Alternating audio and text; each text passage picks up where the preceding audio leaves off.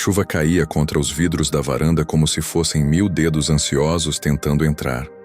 Dentro de casa, o silêncio era uma entidade viva, pesada e úmida, que se instalara entre nós havia anos. Minha mãe estava sentada na poltrona de veludo verde, a mesma que fora de meu avô, com as mãos pousadas no colo como 2 pombas exaustas. Ela não olhava para mim. Seu olhar estava fixo na chama trêmula de uma vela que ela acendera assim que eu cheguei. Um ritual estranho para uma terça-feira qualquer. O cheiro de cera quente e mofo, um fantasma familiar daquela casa enchia o ar. Eu sabia, com uma certeza que vinha das profundezas do meu próprio inconsciente, que aquele não era um dia qualquer. Era a véspera do meu aniversário de 30 anos. E ela dissera ao me atender na porta com uma voz que não era a dela: "Preciso te contar uma coisa antes que amanheça. Antes que seja tarde demais." A vida inteira eu sentira que havia uma segunda história sendo escrita sob a pele da nossa família. Uma narrativa subterrânea feita de sussurros cortados pela metade e olhares que se desviavam muito rápido. Minha mãe, Clara, era uma mulher feita de ausências. Havia sempre um quarto fechado dentro dela, um lugar onde nem eu, seu único filho, tinha permissão para entrar. Ela era carinhosa, às vezes até excessivamente, mas seu abraço sempre carregava o peso de uma despedida. Cresci vendo-a observar a estrada de terra que levava à nossa casa no interior de Minas, como se esperasse alguém que nunca chegava, ou como se temesse quem pudesse chegar. Naquela noite, porém, algo havia mudado. O véu de normalidade que ela tecia com tanto esmero há 3 décadas parecia ter se rompido. Seus olhos, normalmente amortecidos por uma névoa de tranquilizantes, estavam límpidos e aterrorizados. A chama da vela refletia neles como um ponto de loucura, um pequeno sol negro. "Você sempre foi uma criança quieta." Ela começou sem aviso, sua voz um fio de fumaça no quarto silencioso. "Diferente das outras. Você não chorava, observava. Isso sempre me assustou. Porque eu sabia que você via. Você via as sombras que eu tentava esconder atrás das cortinas e dos sorrisos de boa mãe." Minha boca secou. Ela nunca falara assim. Era como se a pessoa real a que estava soterrada sob toneladas de culpa e medo estivesse finalmente rompendo a superfície, e o processo era doloroso de se testemunhar. Eu me sentei no sofá de frente a ela, meu corpo pesado como chumbo. O relógio de parede da sala, aquele com ponteiros dourados e um tic-tac que marcava o compasso da minha infância, parecia bater mais forte, mais urgente. "Lembro do seu primeiro pesadelo." Ela continuou, os dedos apertando o tecido verde da poltrona. "Você devia ter uns 4 anos. Acordou gritando, suado, dizendo que um homem alto de chapéu estava no seu quarto e queria pegar o seu irmão. Eu te embalei, cantei até você se acalmar, mas minhas mãos tremiam, porque você não tinha um irmão. E aquele homem não era um pesadelo seu, era um pesadelo meu, um pesadelo que vazou para você, como água suja de um tanque transbordando." Eu senti um frio percorrer minha espinha. Eu me lembrava vagamente desse pesadelo. A imagem do homem de chapéu de costas era uma das memórias mais antigas e difusas que eu tinha.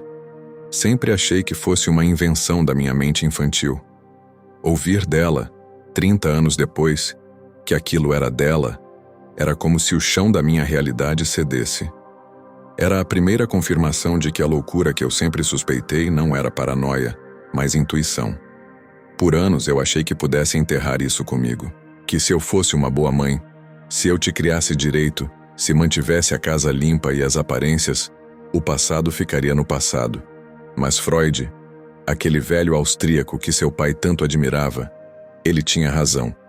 O que reprimimos não desaparece. Ele volta. Volta em sonhos, em atos falhos, em doenças, e ele voltou para mim, filho, com uma força que eu não posso mais conter. Ela fez uma pausa, olhando para a chama da vela como se visse o rosto de Deus, ou do diabo, nas suas labaredas. A chuva lá fora aumentou de intensidade. Eu não conseguia falar. Minha função ali era de ouvinte, de confessor leigo em um ritual para o qual nunca fui ordenado. Era a sessão de terapia mais importante da nossa vida.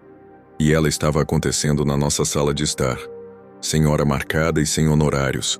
Apenas o preço incalculável da verdade. Se essa história está te tocando, comenta aqui embaixo de onde você está assistindo e que horas são aí. Ela respirou fundo, e eu vi suas costas se arquearem sob o vestido simples de algodão. O segredo, aquela coisa viva que habitava nossa casa, estava finalmente se erguendo, mostrando suas garras e dentes. E eu, seu filho, estava prestes a conhecer a fera que minha mãe alimentava em segredo há 30 anos. A confissão não tinha começado de fato, mas o prelúdio já era o relato mais perturbador que eu já ouvira. Tudo o que eu era, tudo o que eu acreditava ser, estava prestes a ser desmontado. E a única coisa que eu podia fazer era ouvir. A confissão dela sobre o meu pesadelo infantil, o pesadelo dela, abriu uma fenda.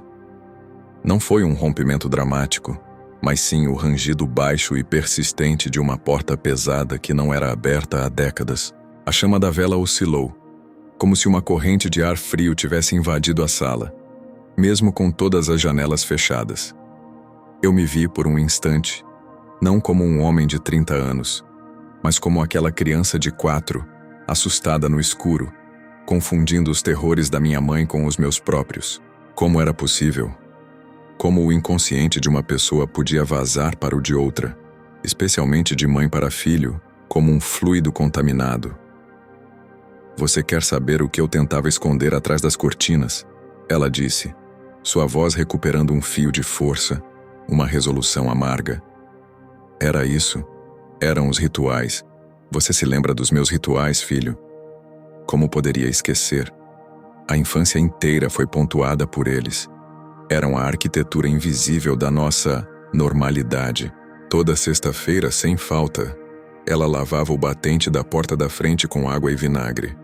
Não era uma limpeza, era um exorcismo. Ela esfregava a madeira com uma força que a deixava ofegante. Os nós dos dedos brancos, os olhos fixos em um ponto além do mundo real. Eu, criança, achava que era um jeito esquisito de limpar a casa. Agora, adulto, eu via a compulsão naqueles movimentos. Era um ato para afastar algo, ou alguém. E havia o broche. Um broche de prata, com uma pedra azul escura quase negra em formato de um olho. Ela nunca usava. Estava sempre guardado em uma caixinha de veludo em cima da cômoda do quarto dela. Às vezes, eu a pegava segurando o broche, imóvel, olhando para o vazio. Se eu me aproximava, ela o guardava rapidamente com um sorriso tenso. É uma lembrança da sua avó, ela dizia. Mas o broche não tinha a ver com saudade. Tinha a ver com vigilância. Era o olho que tudo vê, o símbolo de uma culpa que nunca a deixava, que exigia ser lembrada, mas nunca confessada. O broche, eu disse, e a palavra saiu rouca, como se eu não a usasse há anos. Foi a primeira coisa que eu disse desde que ela começara. Um lampejo de surpresa, seguido por um profundo alívio, cruzou o rosto dela. Era como se ela quisesse que eu conectasse os pontos, que eu lesse os sinais que ela mesma plantou. Sim, ela sussurrou. O broche, ele era dela, da outra. A outra. 2 palavras que congelaram o ar entre nós. Quem era a outra? Uma irmã? Uma rival? O homem de chapéu do pesadelo? Minha mente, treinada pela cultura pop e por noções vagas de psicanálise, correu para imaginar um amor proibido, um triângulo amoroso. Mas o olhar da minha mãe não era de nostalgia romântica. Era de puro terror. Depois do seu pesadelo, eu comecei a trancar o broche. Mas era inútil. A presença dele na casa era o suficiente. Você começou a desenvolver suas próprias manias. Ela olhou para minhas mãos e eu involuntariamente fechei o punho direito. Eu tinha um tique na infância. Esfregava o polegar e o indicador incessantemente, especialmente quando estava ansioso. Um neurologista disse que era coisa de criança que passaria. Passou. Mas agora eu me perguntava se não era outra forma de vazamento. Uma ansiedade que não era minha, mas que eu absorvia do ambiente como uma esponja. E a cama vazia, ela continuou, sua voz mergulhando em um tom ainda mais sombrio. O quarto ao lado do seu. Sempre vazio, mas sempre arrumado, com a colcha limpa, o travesseiro afofado. Você me perguntava para quem era aquele quarto. Eu dizia que era para visitas, mas nunca tínhamos visitas que ficassem à noite. Eu me lembrava. O quarto do corredor, a porta sempre entreaberta. Para mim era o quarto dos monstros. Eu corria passando por ele. Às noites, jurava ouvir passos lá dentro.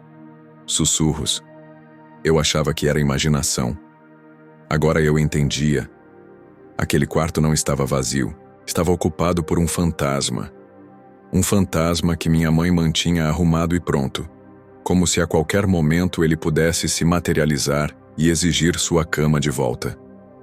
Tudo era uma máscara, ela confessou, e pela primeira vez eu vi lágrimas bem nos seus olhos, não de tristeza, mas de exaustão. O jeito que eu segurava sua mão muito forte na rua não era para você não se perder, era para ela não te pegar. As velas que eu acendia nas tempestades não eram por medo de raios, era para iluminar a escuridão que ela trazia. A sua avó, a minha mãe, ela me ensinou que algumas coisas não podem ser ditas, apenas ritualizadas. E eu passei isso para você, não através de palavras, mas através do medo. Eu te infectei com o meu medo, filho. E a culpa por isso é a pior de todas. Ela calou-se, exausta.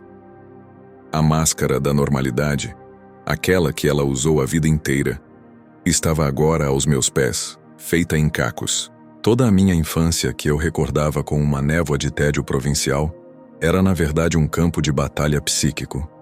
Cada ritual, cada objeto, cada quarto vazio, era um sintoma.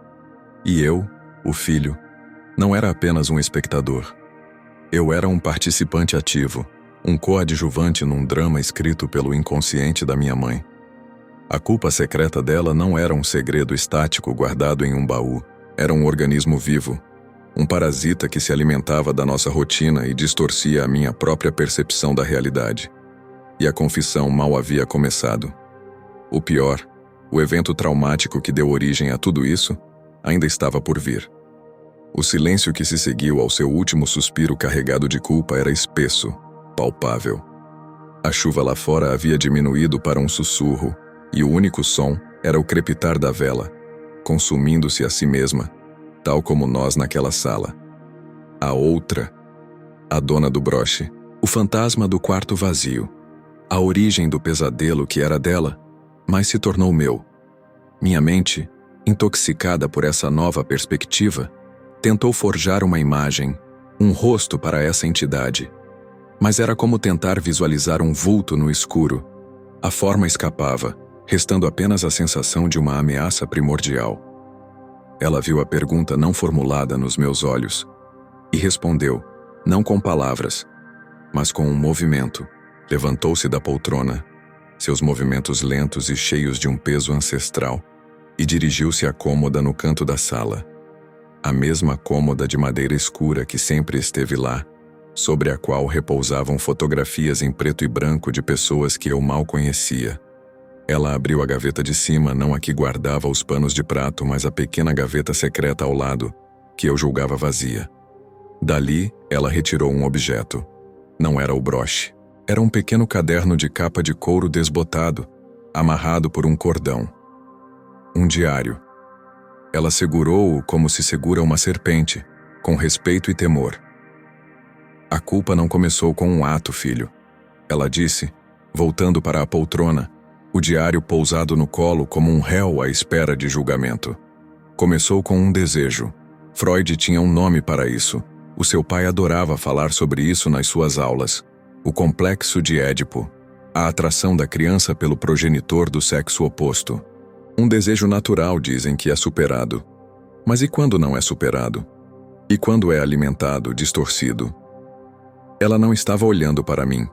Estava olhando para o diário, mas via cenas de 50 anos atrás. Eu tinha um irmão gêmeo, Lucas. As palavras caíram na sala como pedras. Um irmão. Eu nunca soube. Minha mãe sempre disse ser filha única. Todas as fotografias mostravam ela sozinha, ou com os pais, nunca um irmão. Éramos dois corpos com uma única alma, Lucas e Clara, Clara e Lucas, inseparáveis.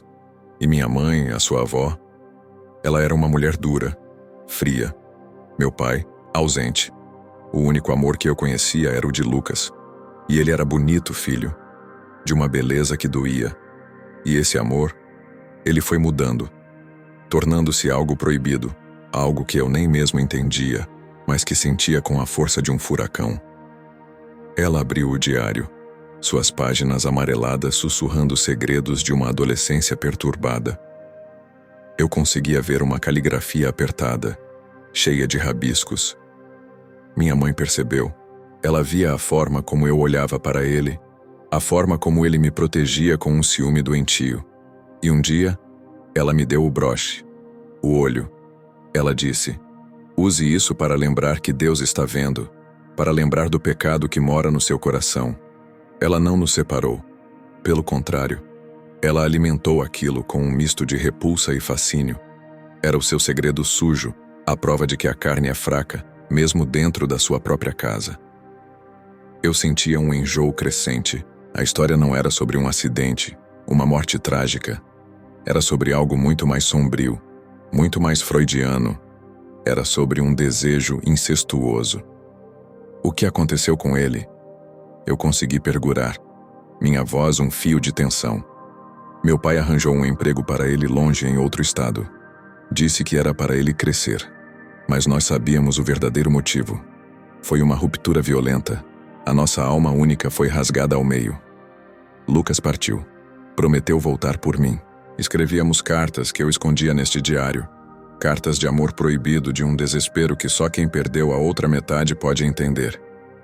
Ela fechou os olhos, e uma única lágrima escapou correndo pelo sulco de suas rugas.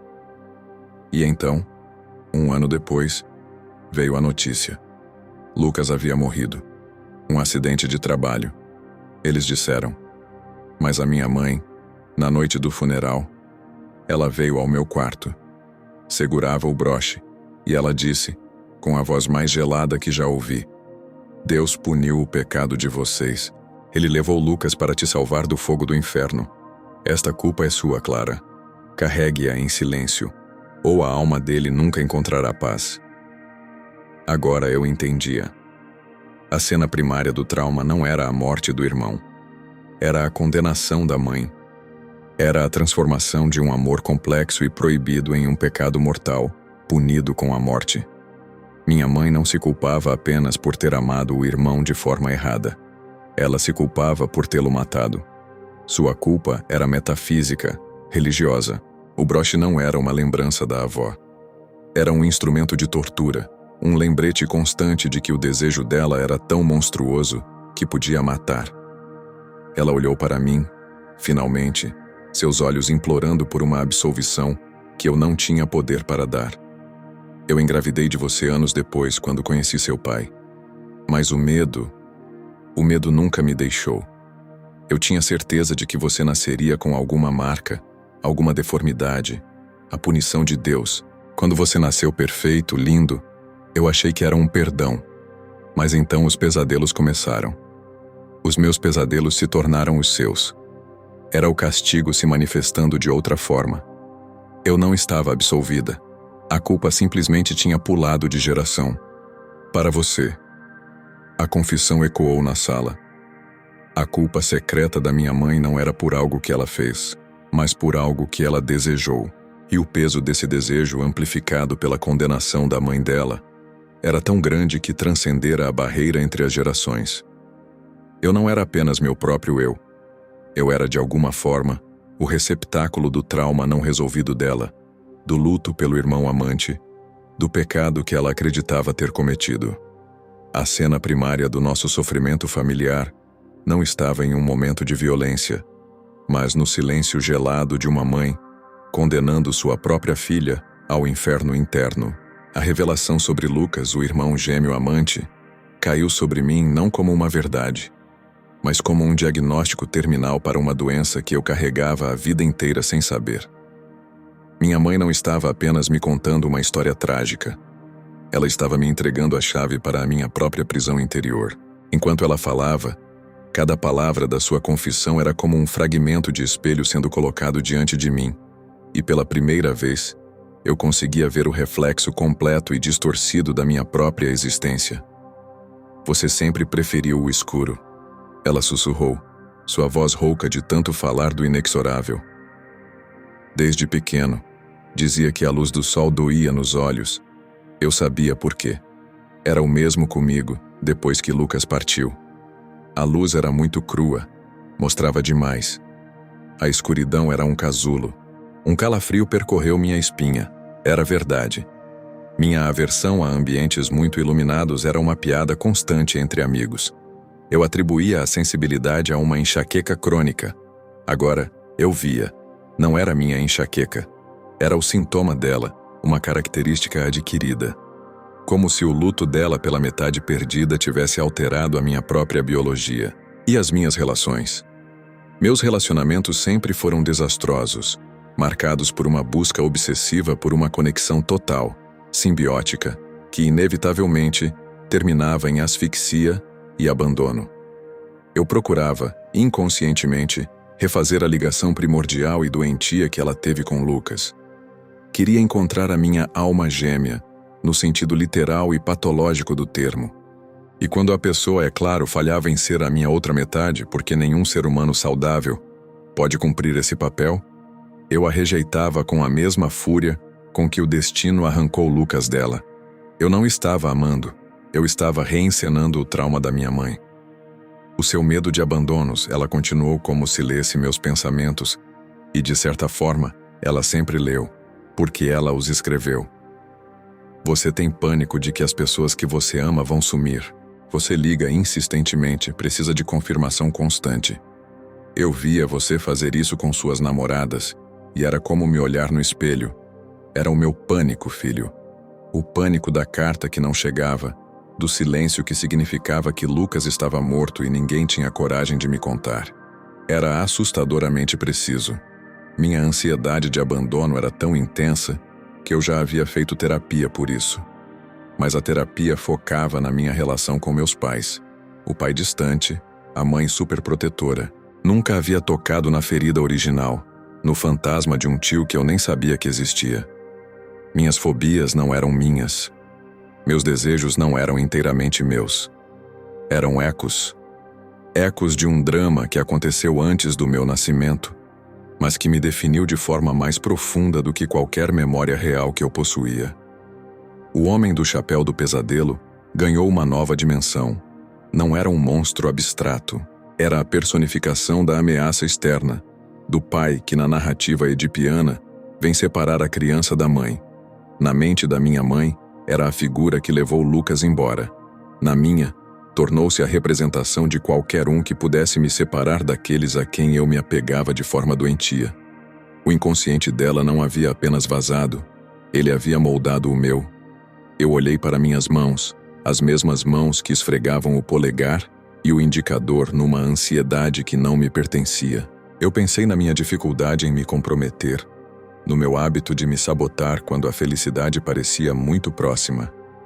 Tudo isso fazia sentido sob a luz fria e reveladora da história de Clara e Lucas. Eu não era o protagonista da minha própria vida. Era um personagem coadjuvante num romance gótico escrito pela psique ferida da minha mãe. Minha vontade própria era uma ilusão. Eu era um fantasma assombrando a vida de outra pessoa, ou melhor, assombrado pelo fantasma dela. A pergunta que surgiu em mim não foi de raiva, mas de um desespero filosófico profundo. Se eu tirei da minha mãe as minhas mais profundas angústias e desejos, o que sobrava de mim? O que era genuinamente meu? A minha voz? As minhas escolhas? Ou eu era apenas um receptáculo, um espelho que refletia as fissuras da alma dela? A confissão dela não estava me libertando, estava me dissolvendo. E o mais perturbador era que, no fundo, essa sensação de não ser dono de si mesmo era estranhamente familiar. Era a sensação que eu tinha a vida inteira. O peso da revelação, a de que eu era menos um indivíduo e mais um sintoma ambulante do trauma da minha mãe, era tão esmagador que eu mal conseguia respirar. O ar da sala parecia ter se solidificado, cada molécula carregada com a poeira de segredos de décadas. Minha mãe me observava, seus olhos escavando os meus, buscando algum sinal de compreensão, ou talvez de perdão. Mas o que ela encontrou deve ter sido apenas um vazio atordoado, porque seu próprio rosto se contraiu em uma máscara de pena, e algo mais, algo que se assemelhava a um novo surto de culpa. "Você me odeia agora", ela disse, não como uma pergunta, mas como uma afirmação resignada. "Deve odiar. Eu fiz de você um fantasma na sua própria vida, mas eu não sou a única arquiteta dessa prisão, filho." Ela fez uma pausa, seus dedos tracejando a capa de couro do diário, mas sua atenção estava voltada para uma fotografia em preto e branco na cômoda. Era a única foto de meu pai na sala.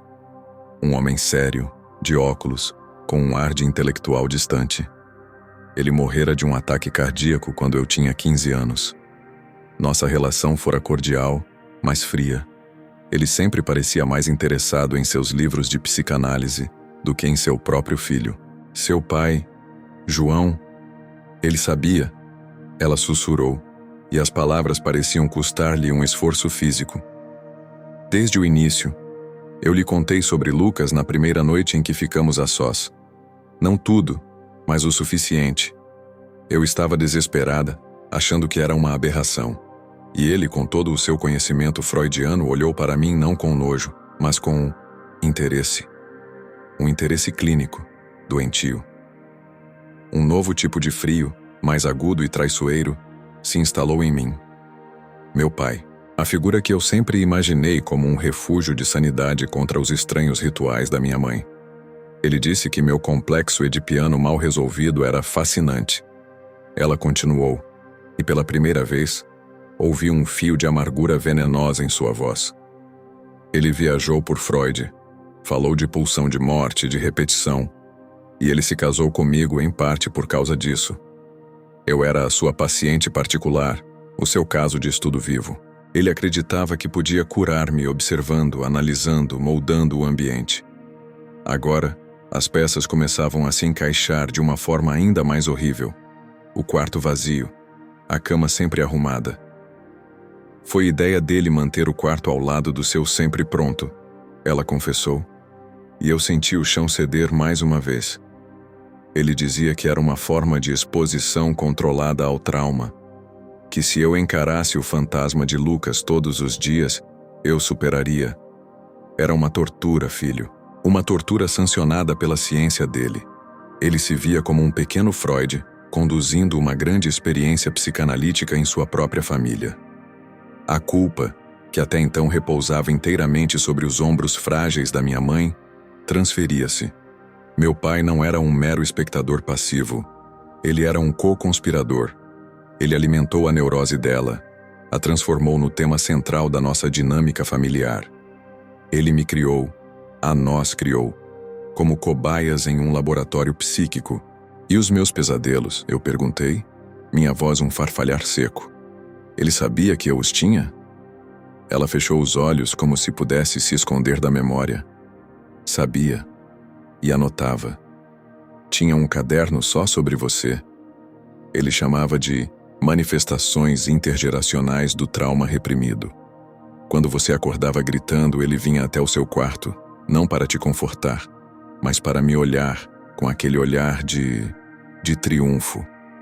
Era a prova de que a sua teoria estava correta, que o inconsciente era transmissível.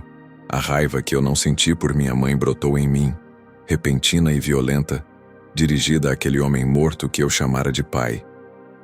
Ele nos via não como uma família, mas como um campo de batalha para suas teorias. Minha infância não foi apenas distorcida pelo segredo da minha mãe, foi orquestrada pela curiosidade mórbida do meu pai. A culpa não era mais um fardo só dela, era uma teia que envolvia os três, mãe, pai e filho, e o fantasma de um quarto. Lucas, a cruz torta que eu sempre via no quintal, inclinada sobre a terra, ganhou um novo significado. Não era um acaso. Era um símbolo da fé distorcida da nossa família. A fé na psicanálise como uma religião cruel, onde meu pai era o sumo sacerdote, minha mãe, a pecadora arrependida, e eu, a vítima propiciatória. A culpa havia sido transferida, sim, mas não aliviada. Agora era uma mancha ainda maior, escorrendo da minha mãe para a memória do meu pai e respingando em mim o produto final de um experimento fracassado. A revelação sobre meu pai, João, o cientista doentio de nossa própria desgraça, fez com que a casa inteira rangesse de uma maneira nova. Cada sombra no corredor não era mais apenas o fantasma de Lucas, mas também a presença observadora do meu pai. Seu olhar analítico impregnado nas paredes. A culpa agora era uma teia de 3 fios. O desejo proibido da minha mãe, a condenação da avó e a experimentação cruel do meu pai. E eu, no centro, era a manifestação viva de tudo isso. Minha mãe parecia esvaziada, como se a confissão sobre o papel do meu pai tivesse drenado as últimas forças que a mantinham coerente. Ela encarou a chama da vela, que estava agora pela metade, a cera escorrendo como lágrimas solidificadas. Tudo o que a gente fazia, tudo o que a gente é, ele dava um nome, ela sussurrou, e sua voz tinha a qualidade plana de quem repete uma lição aprendida à força.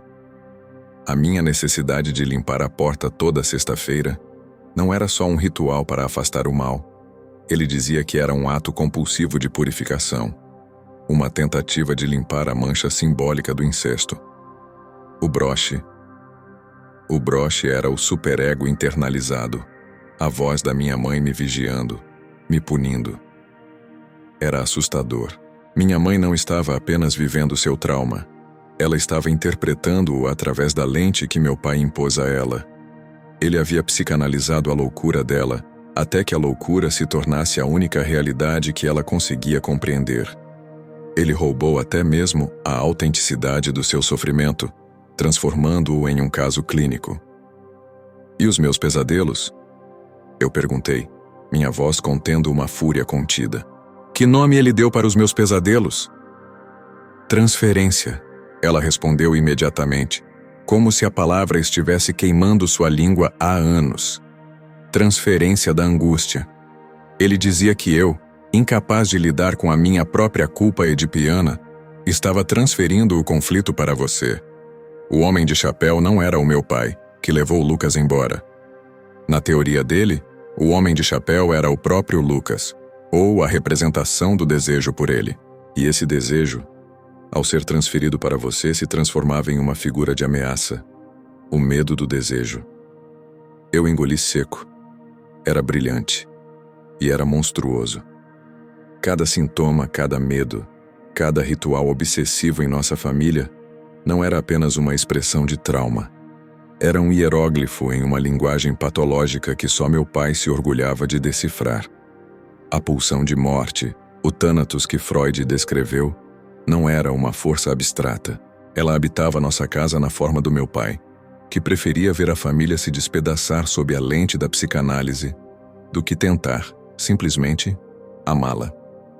E o quarto vazio? Eu insisti, precisando ouvir toda a extensão da lógica perversa. O que era o quarto vazio para ele?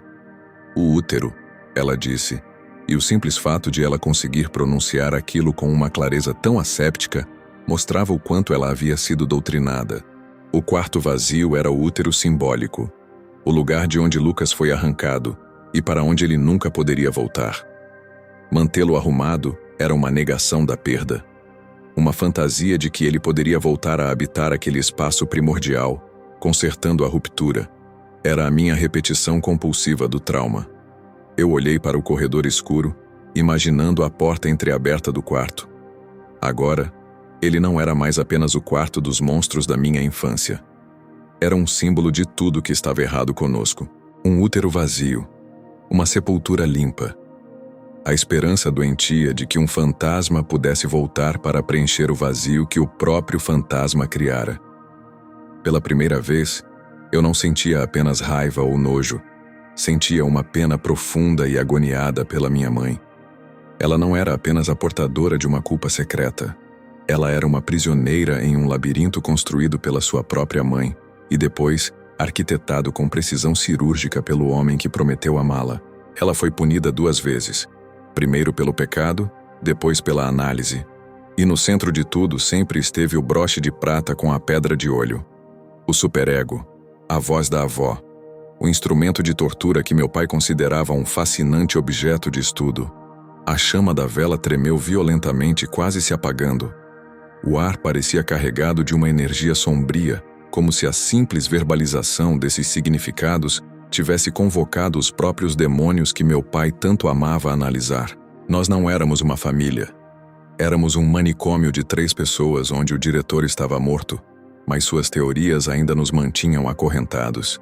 E a confissão da minha mãe era o último e desesperado grito de alguém que percebeu, tarde demais, que estava sendo observada em sua própria jaula. A vela estava agora um toco, a chama lutando contra a poça de cera que a ameaçava engolir. A sala estava mais escura, as sombras alongadas, parecendo se contorcer ao ritmo da confissão. O ar estava pesado, não apenas com a umidade da chuva, mas com o peso das palavras ditas, dos significados desenterrados. Minha mãe parecia ter envelhecido décadas naquelas poucas horas. O diário ainda repousava em seu colo, mas ela não o tocava mais. Era como se, ao expor a lógica cruel de meu pai, ela tivesse esvaziado o poder que aquelas páginas tinham sobre ela. Ela me olhou e, pela primeira vez, não vi culpa, nem medo, nem a exaustão de uma paciente. Vi uma centelha de algo diferente, algo que se assemelhava a uma terrível, devastadora clareza. Tudo o que eu te contei, filho, sobre Lucas, sobre o desejo, sobre o seu pai, é a verdade. Mas não é toda a verdade, ela disse, sua voz surpreendentemente firme. É a verdade que eu construí para mim mesma. A verdade que o João me convenceu a acreditar, porque era mais fácil. A chama da vela estremeceu, projetando sombras dançantes na parede. Meu coração, que já havia passado por tantas reviravoltas, pareceu parar. Mais fácil do que o quê? Eu sussurrei quase sem ar. Mais fácil do que admitir a verdadeira natureza do meu pecado, ela respondeu, seus olhos perfurando os meus. Freud errou em uma coisa. Às vezes, o complexo não é sobre possuir o progenitor do sexo oposto. Às vezes é sobre ser ele. Às vezes o desejo proibido não é pelo irmão, mas pela mãe.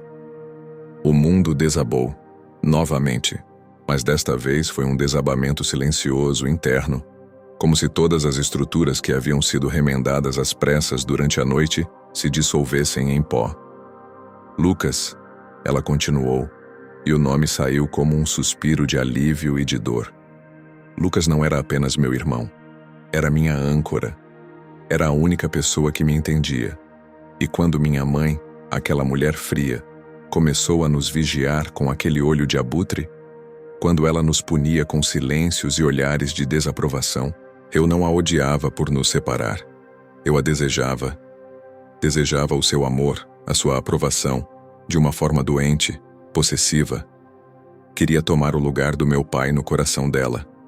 Era um desejo ainda mais proibido, mais sujo, porque nem mesmo tinha um nome. Ela respirou fundo, como se estivesse se preparando para pular de um penhasco. O dia em que Lucas partiu, não foi só a dor de perder minha metade. Foi a raiva. Uma raiva cega e negra contra ela, por tê-lo mandado embora. E na noite em que soube da morte dele, quando ela veio ao meu quarto e disse que Deus o havia punido por nosso pecado, algo dentro de mim quebrou, porque eu sabia, no fundo da minha alma, que não era o meu desejo por Lucas que havia matado ele. Era o dela. O desejo dela de nos controlar, de nos punir, de ser o centro do nosso universo. A culpa que ela colocou em mim era a culpa dela. Eu apenas a absorvi, como você absorveu a minha. Agora sim. Agora a cena primária ganhava sua camada final, mais profunda e perturbadora. O tabu não era o incesto fraternal.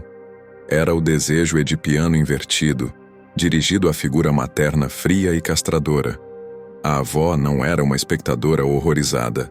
Ela era a peça central do drama. A condenação que ela impôs à minha mãe era uma projeção, uma forma de punir na filha o desejo que ela mesma não podia admitir. O broche, eu disse, entendendo finalmente.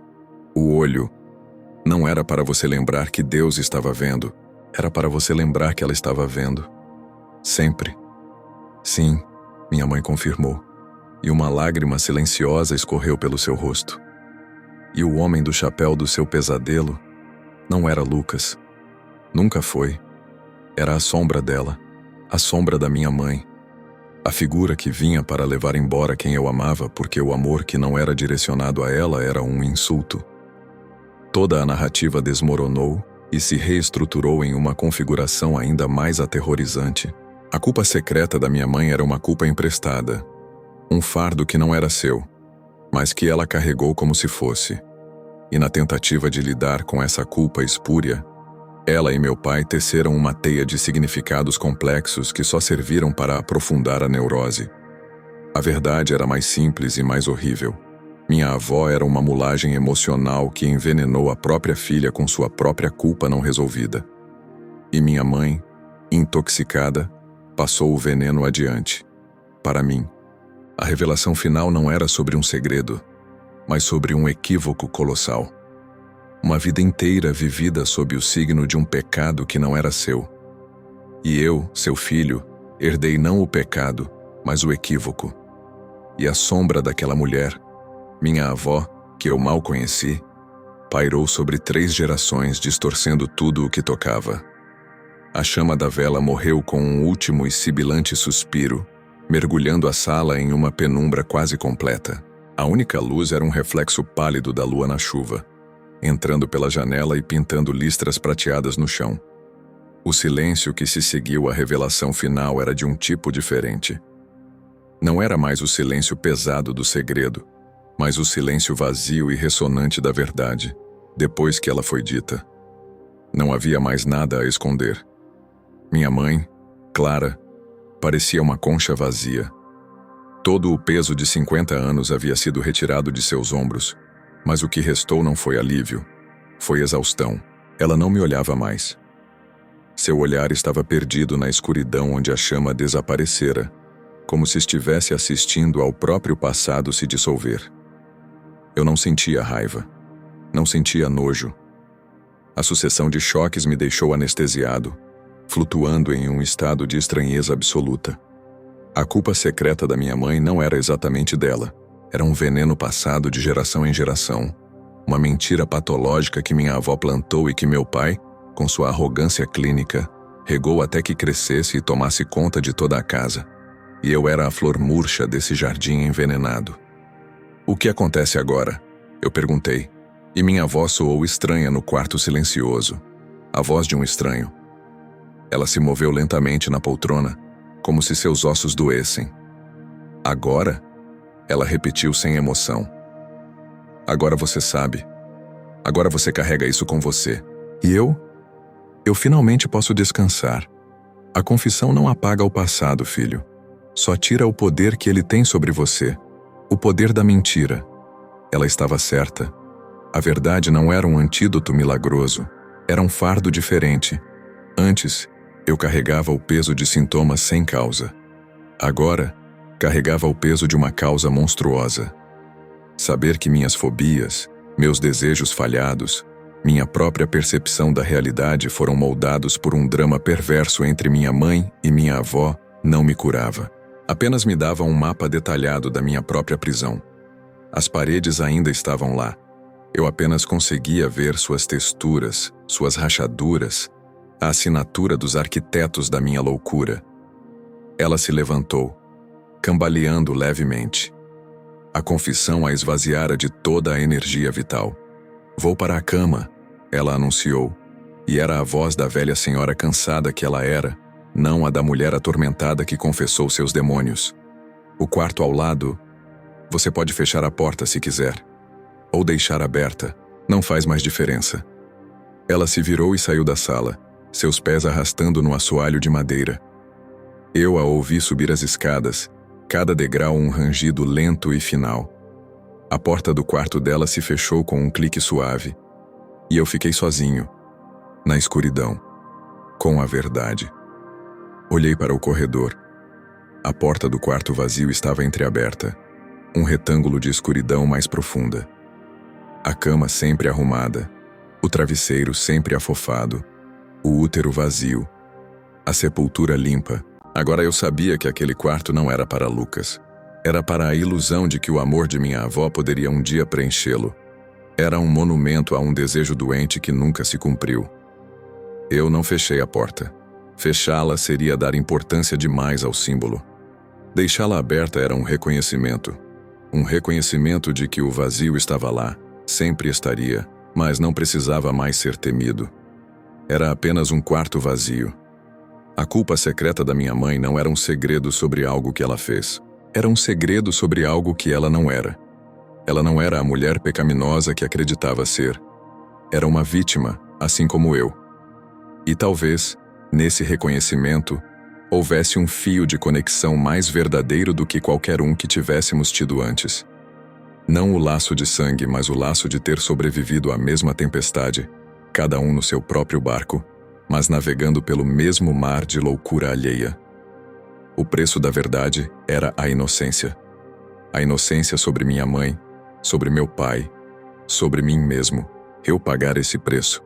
E agora, na quietude da noite, com a chuva cessando lá fora, tudo o que me restava era aprender a viver no mundo que a verdade revelara.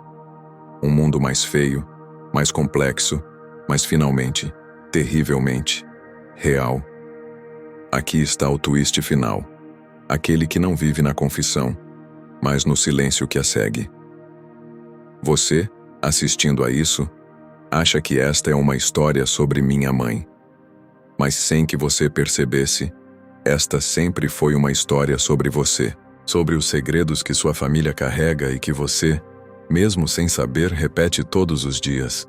Aquele medo irracional que você tem, aquele hábito estranho, aquele relacionamento que sempre dá errado da mesma maneira.